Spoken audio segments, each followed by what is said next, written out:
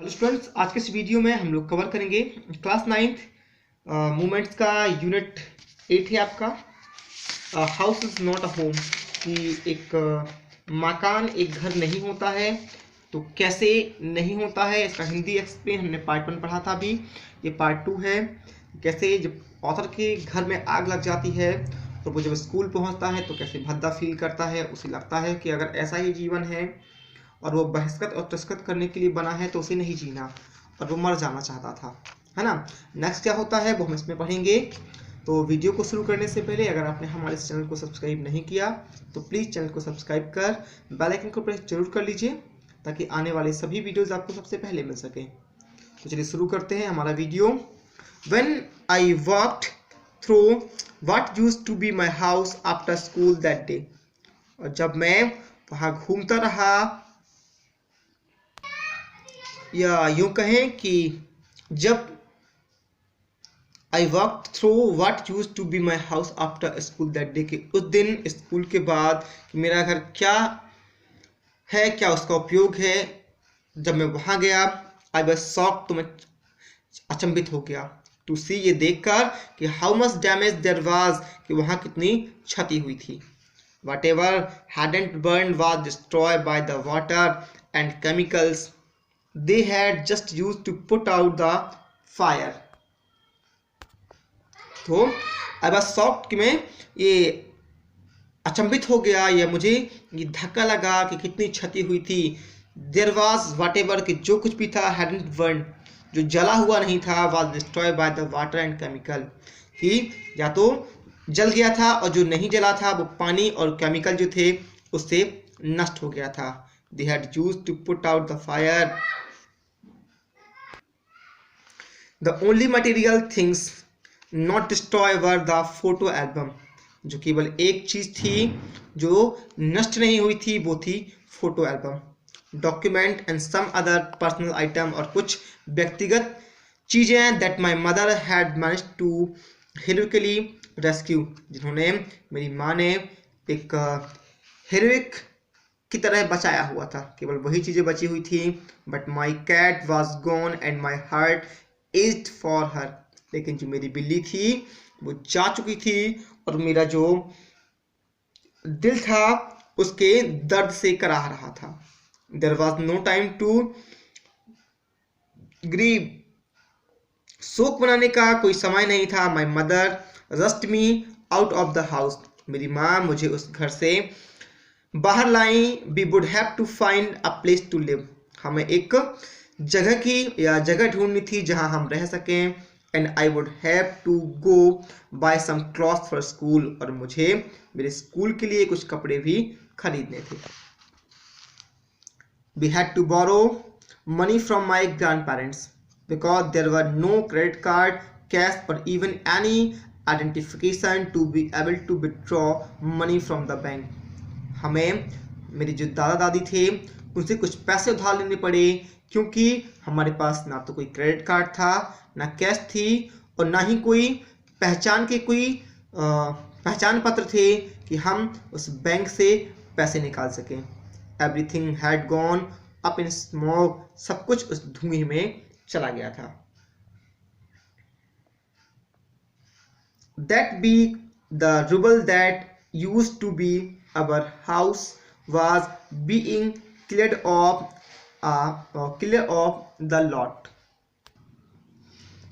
उस सप्ताह जो कुछ रुबल थे, पत्थर थे जो हमारे घरों में उपयोग हुए थे, उन्हें भारी मात्रा में क्लियर्ड ऑफ, साफ किया जा रहा था। Even though we had rented an apartment nearby, और यद्यपि या यहाँ तक कि हमने पास में ही एक अपार्टमेंट जो था वो किराए पे ले लिया था। I would go over to wash them, clear away divers, और मैं जाकर के उनको इस कचरे की सफाई करते हुए देखता।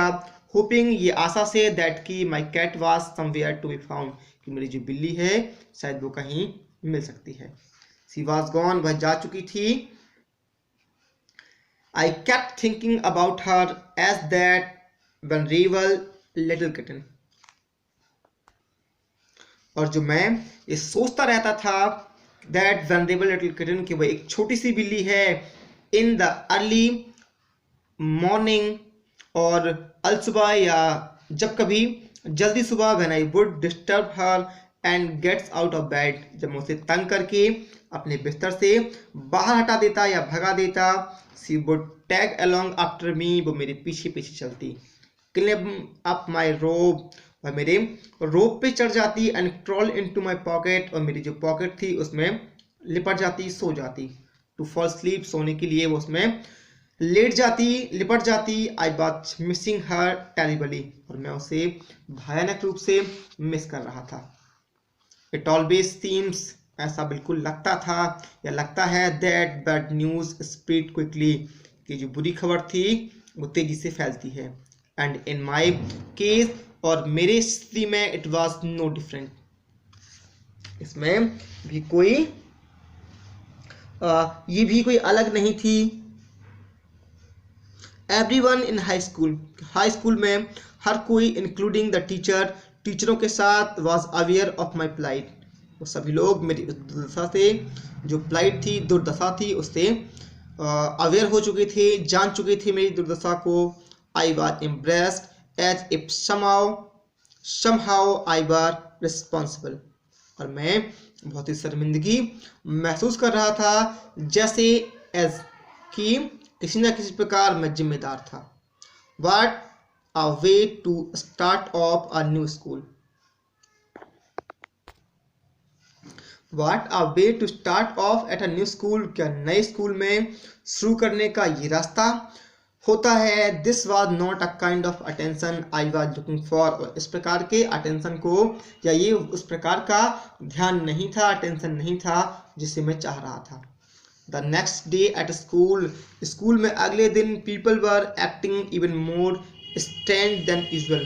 जो लोग थे वो हमेशा से कहीं अधिक विचित्र व्यवहार कर रहे थे। I was getting ready for gym class at my locker. मैं अपने लॉकर में अपने जिम क्लास के लिए तैयार हो रहा था।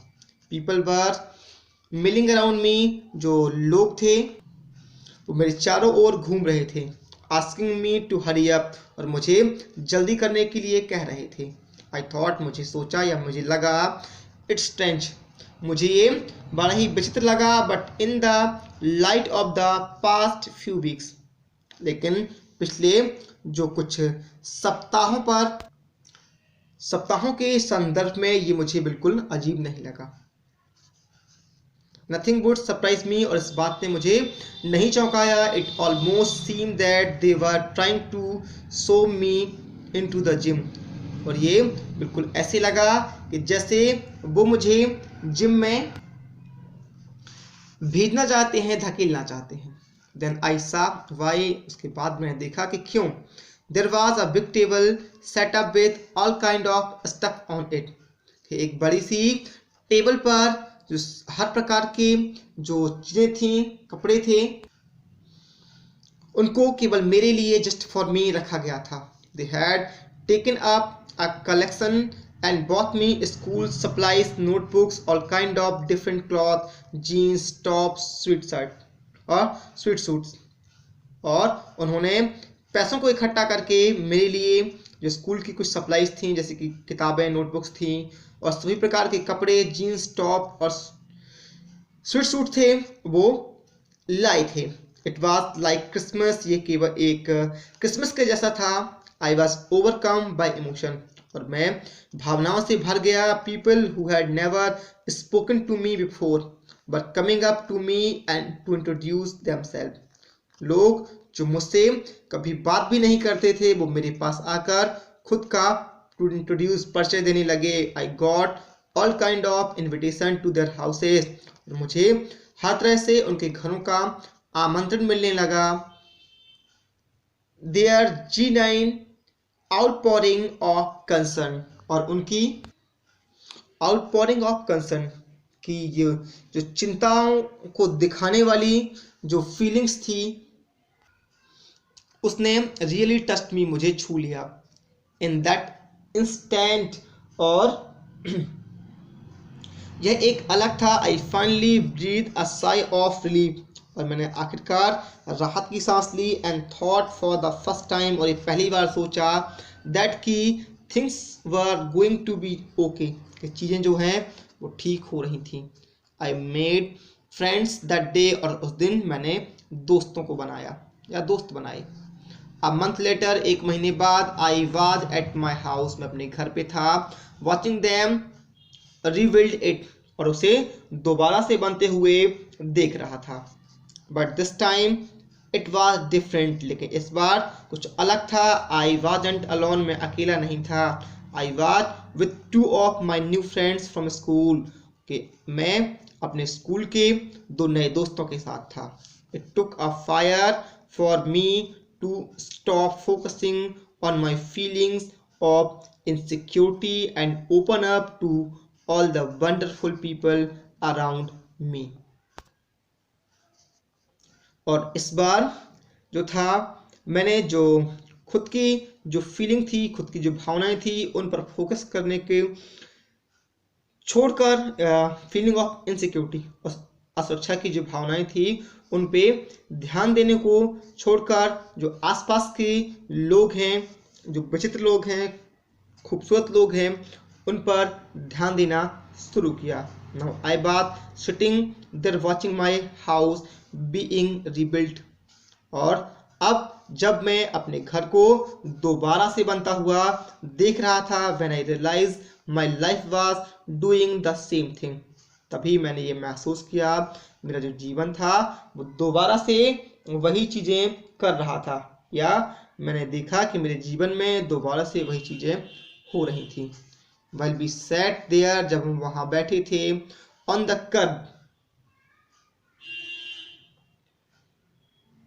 planning my new bedroom, और अपने मेरे जो नया बेडरूम था उसकी योजना बना रहे थे।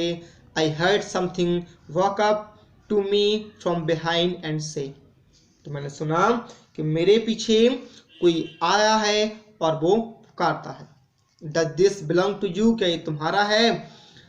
When I turned around to see who it was, जब मैंने मुड़कर देखा कि ये कौन था, I couldn't believe my eyes, मैं अपनी आंखों पे भरोसा नहीं कर सका। A woman was standing there holding my cat, कि एक महिला वहाँ मेरी बिल्ली को लिए हुए खड़ी थी।